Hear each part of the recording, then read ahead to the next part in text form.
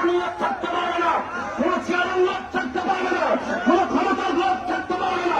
আমরা কর্মী হয়ে যাব, আমার মাথায় কর্মী হয়ে আমাদের মাথার উপরে মন সাজিয়ে আমাদের মুরব্বীদেরকে দাঁড় করিয়ে দেবো। কথা প্রত্যেকটা ঘরে ঘরে, প্রত্যেকটা অঞ্চলে অঞ্চলে, প্রত্যেকটা গ্রামে গ্রামে যারা নারে তাকবীর, আল্লাহু আকবার, নারে রিসালাত, ইয়া রাসূলুল্লাহকে মানবে, পীর যার যার, সুন্নিয়ত সবার, আল্লামা ফারুকী এই কথার উপরে একমত আছেন কিনা কথা বলেন।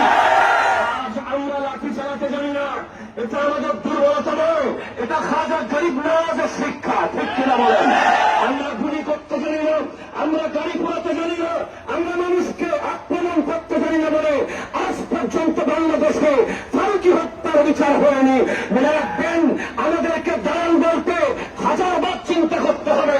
১,৫০০ বছর ধরে আমরা কখনো ক্ষমতার ডানে, ক্ষমতার বামে, ক্ষমতার সামনে, ক্ষমতার দিকে ছিলাম না। আমরা ক্ষমতা যারা যায় চেয়ারে আমরা তাদেরকে বসিয়েছি।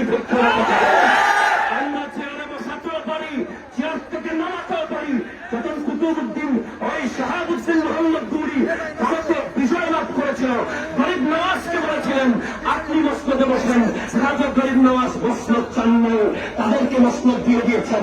আমরা মসনদ চাই না, আমরা রাসূলের সন্তুষ্টি চাই। আমরা বাংলার মানুষকে আকায়েদ আহলে সুন্নাত করে রেখে জান্নাত নিশ্চিত করতে চাই। আসসালামু আলাইকুম ওয়া রাহমাতুল্লাহি ওয়া বারাকাতুহু।